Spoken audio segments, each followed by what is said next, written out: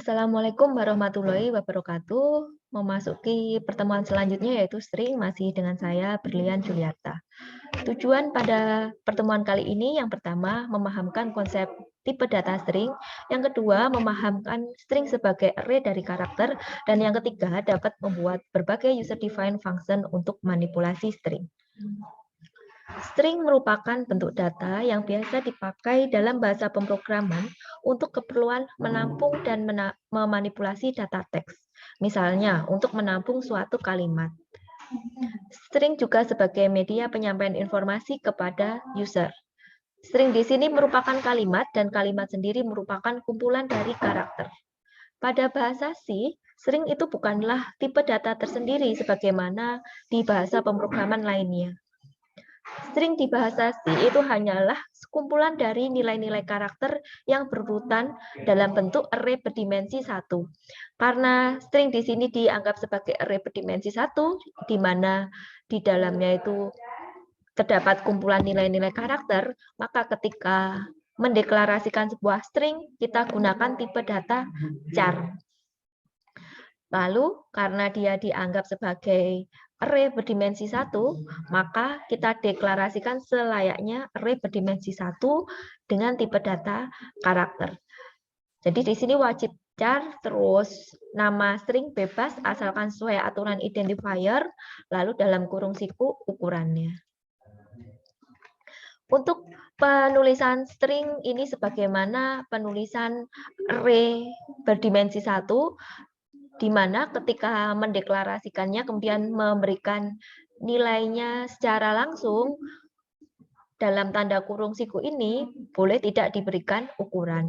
Lalu elemen array-nya ditulis dalam tanda kurung kurawal dan dipisahkan dengan tanda koma.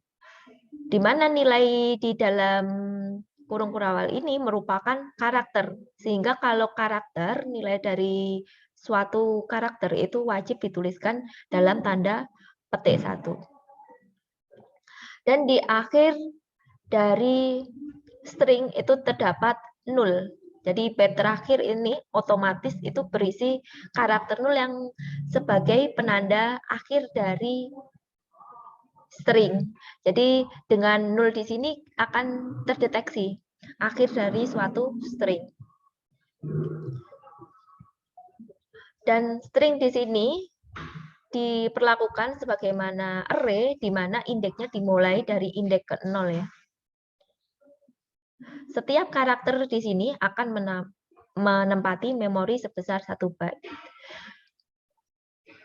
Penulisan di atas ini juga bisa dituliskan seperti di bawah ini. Jadi bebas, boleh pakai yang atas, boleh pakai yang bawah ini. Di penulisan yang kedua, nilai string ini dituliskan sebagaimana suatu kalimat yang ditulis dalam tanda petik 2. Jadi sudah lebih ringkas ya daripada yang atas. Sama saja ya, bebas. Dan untuk penulisan bentuk kedua ini, di sini karakter 0 tidak perlu dituliskan karena secara otomatis akan disisipkan oleh compiler. Untuk input string di sini ada scanf, get, dan fget. Kita akan bahas satu persatu di sini. Scanf di sini dia penulisannya sama saja ketika kita menggunakan scanf untuk tipe data lainnya. Cuma di sini nanti dia tidak memakai operator dan. Dan di scanf ini kelemahannya kalimat yang diinputkan tidak boleh mengandung spasi. Jadi kita lihat saja di programnya. Kita tuliskan dulu. Tadi penulisannya seperti ini. Lalu ini ya, nama string ukuran, misalkan ukurannya 10. Lalu kita akan menggunakan fungsi scanf. Ini saya berikan perintah dulu apa yang dilakukan user. masukkan nama gitu aja ya. Terus scanf %s kalimat.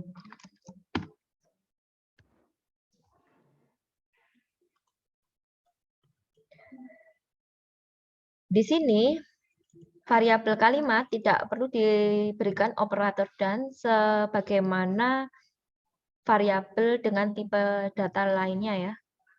Jadi tanpa dan di sini ini sudah menyatakan alamat yang ditempati oleh elemen pertama dari array tersebut. Lalu di sini ditampilkan saja apa yang diinputkan oleh user ya. Kita pakai %s karena string, kemudian kalimat. Kita cek.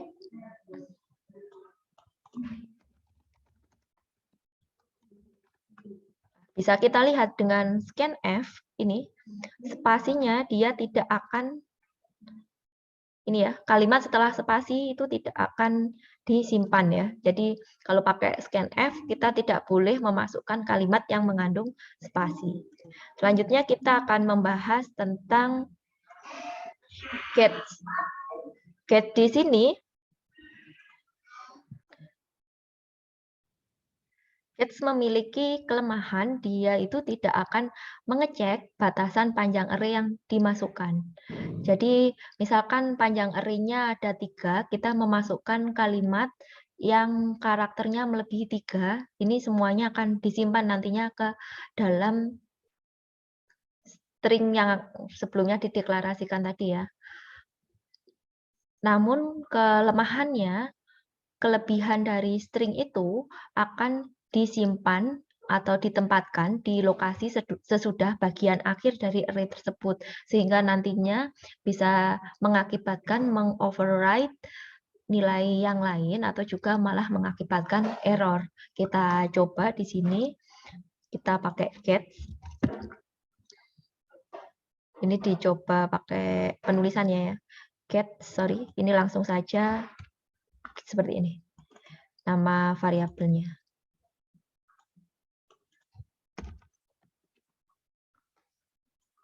Dan yang terjadi apabila, ini misalkan ukurannya saya kecilkan saja ya.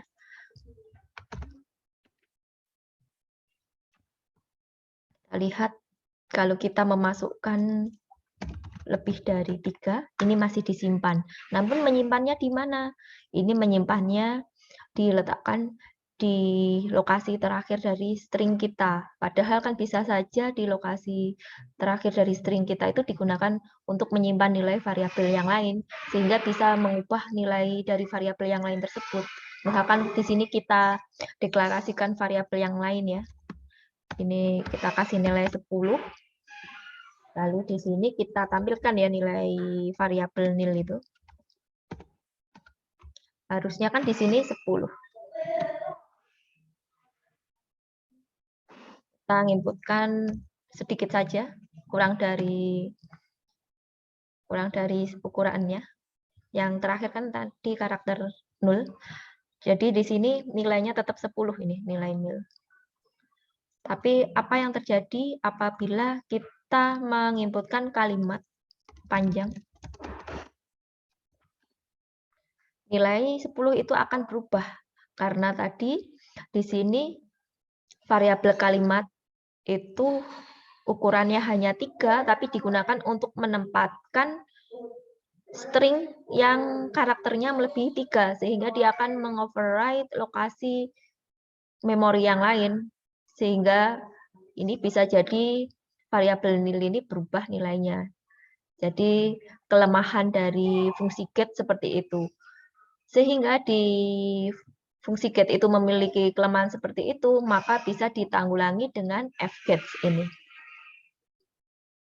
Di fget ini dia akan mengecek panjang karakter yang diinputkan, sehingga tidak akan terjadi hal yang serupa pada gets.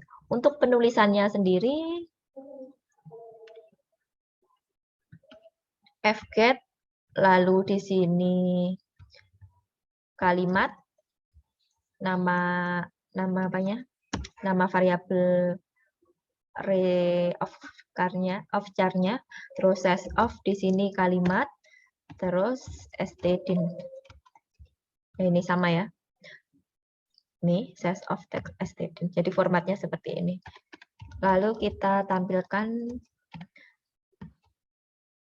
%s ya. Terus kalimat. Ini sudah tidak dipakai, saya hapus saja.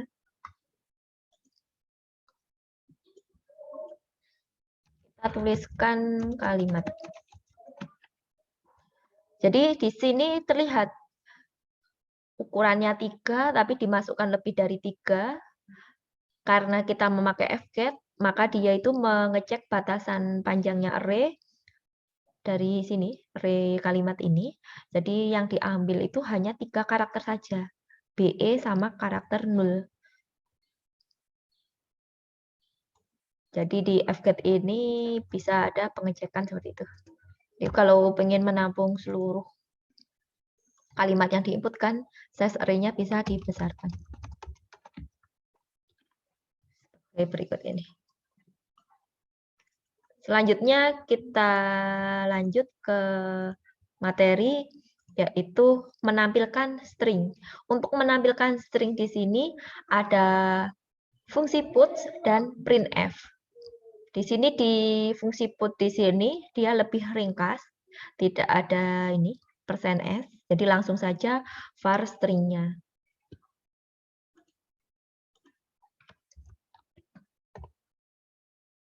Langsung seperti ini ya, jadi lebih ringkas.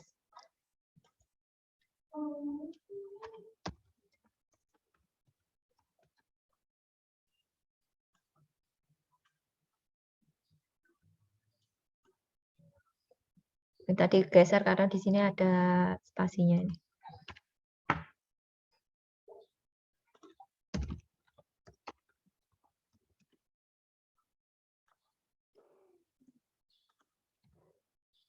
Oke, kita lanjutkan.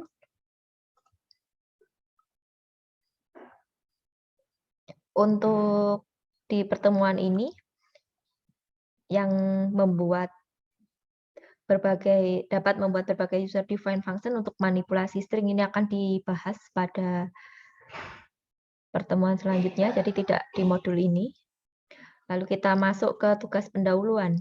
Ini semuanya sudah kita pelajari di awal tadi, bisa dikerjakan langsung sebelum memasuki praktikum, dan di sini terdapat contoh soal. Buatlah program inputan nama Anda, kemudian tampilkan. Kebetulan tadi ini sama ya, sama contoh yang sudah diberikan barusan. Ini pakai fget.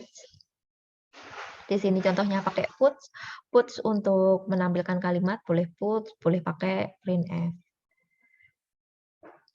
Karena di sini programnya digunakan untuk menginputkan kalimat, jadi tetap tipe datanya di sini char, lalu nama variabel, terus ukuran dari array-nya. Selanjutnya memasuki tugas praktikum. Ini ada 2 soal. Yang pertama, deklarasikan string, isi nilai string tersebut dengan inputan dari user menggunakan gets. Jadi ketentuannya memakai gets. Dideklarasikan dulu stringnya, lalu berikan perintah untuk menginputkan suatu string, dan gunakan fungsi get. Kemudian nomor 2, inputkan kalimat sembarang, gunakan fget. Kemudian hitung fget kurang s ya ini ya. Kemudian hitung jumlah karakter pada kalimat tersebut. Jadi ada 2 tugas praktikum ini, hanya sedikit ya. Jadi bisa dikerjakan secara mandiri. Nanti bila ada yang bingung atau ada yang ditanyakan, bisa menghubungi saya. Demikian pertemuan hari ini. Jika ada kurang lebihnya, kami mohon maaf. Terima kasih atas perhatiannya. Semoga dilancarkan dan semoga bermanfaat. Saya akhiri. Wassalamualaikum warahmatullahi wabarakatuh.